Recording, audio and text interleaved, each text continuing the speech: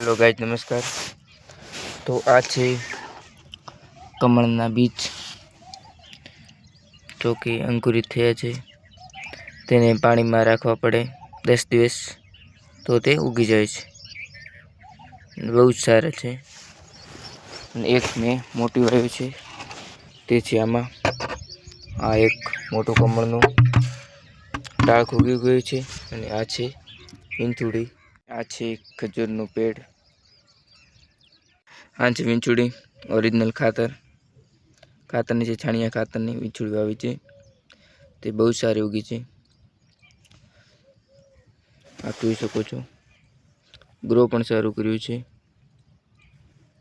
અને આ જે હવે પાગર છે, આ છે ચીકુડી, जो कि पैसानी नाखवामां आवे छे. आ छे रजको, जो गाय को चारा खिलाते हैं हम. और आज से मैंने न्यू ब्लॉग स्टार्ट किया है, और सपोर्ट करना और लाइक सब्सक्राइब करना. इतना मेरे को नहीं आता है, लेकिन मैं मेहनत करूँगा.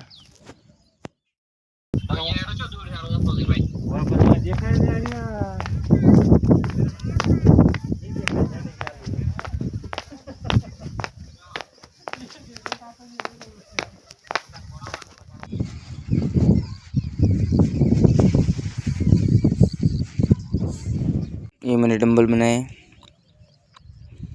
जो कि ये सीमेंट का, आप भी बना सकते हैं. बढ़िया सा है. मैंने और भी बनाए. ये है बड़ा वाला, सबसे बड़ा वाला है ये, जो कि है 20 किलो का. ये है 20 किलो का, और ये है 5 किलो का. फुल तैयार हो जाए. फोन बोन पड़ा.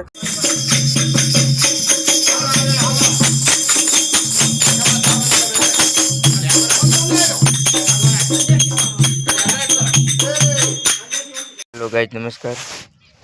तो आ છે કમળના બીજ, જો કે અંકુરિત થયા છે, તેને પાણીમાં રાખવા પડે 10 દિવસ તો તે ઉગી જાય છે. બહુ જ સારા છે. અને એક મેં મોટી વાવ્યું છે, તેથી આમાં આ એક મોટું કમળનું ડાળ ઉગી ગયું છે.